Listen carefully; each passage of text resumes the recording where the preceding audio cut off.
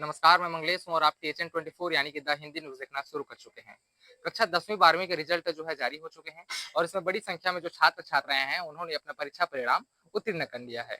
इसी क्रम में अभी हमारे साथ अंजलि झा मौजूद हैं, जो कि 96% ला करके 12वीं कक्षा में टॉप 10 में जिन्होंने जो है अपना स्थान बनाया है। सीधे अंजलि से बात करते हैं और जानते हैं आखिर उनकी इस जर्नी के बारे में, उनके इस टॉप 10 तक के सफर के बारे में। अंजलि, बहुत-बहुत स्वागत है आपका टीएचएन 24 की तरफ से। तो सबसे पहले आपको बहुत-बहुत बधाई हो, आपने धन्यवाद। टॉप 10 में स्थान बनाया है उसके लिए। सबसे पहले ये बताइए कि किस प्रकार से तैयारी करते थे परीक्षा के लिए? कैसे पढ़ाई करते थे? मतलब पढ़ाई के लिए एक टाइम टेबल बनाई थी हुँ, कि उस शेड्यूल के हिसाब से पढ़ना है हुँ, और मतलब ऐसा था कि टाइम फिक्स करके पढ़ती थी कि इतना टाइम पढ़ना है और उतना टाइम में काम करना है, मतलब टाइम टेबल था मेरा। हुँ। और ऐसा नहीं है कि एक दिन ज़्यादा ही पढ़ लिया, एक दिन बहुत कम पढ़ा। हर दिन बराबर पढ़ती थी और हर हर विषय को समय देती थी।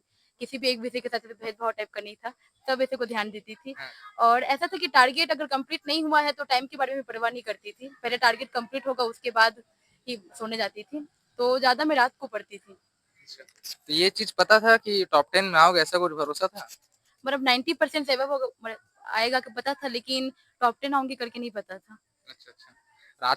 रात में पढ़ते तो क्या जल्दी समझ आता था क्या? क्योंकि अधिकतर छात्र-छात्राएँ जो होते हैं, वो रात में ही पढ़ाई करते हैं।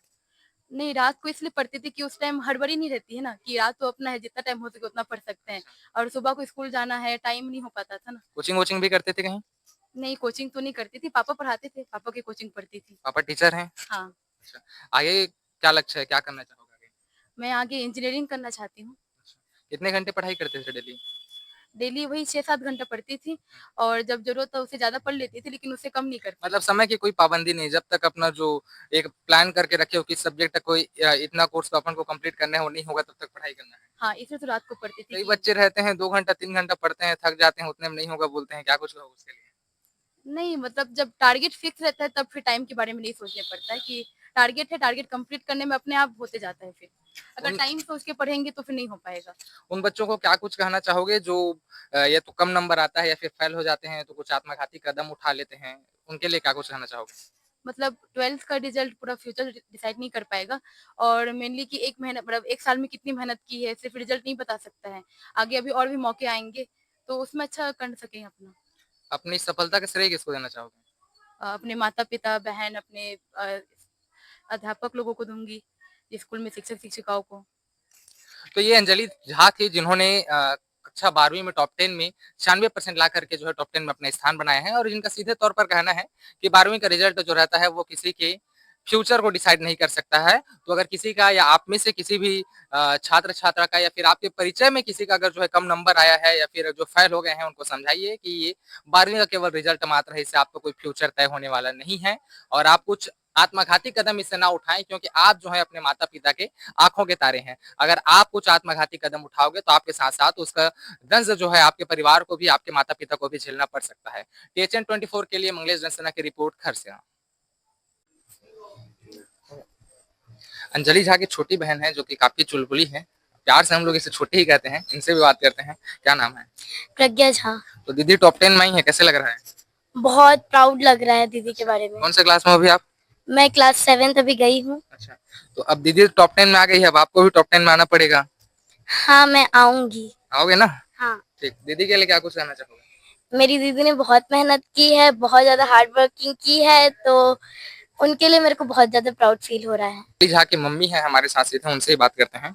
अंजलि किस प्रकार से तैयारी करती थी?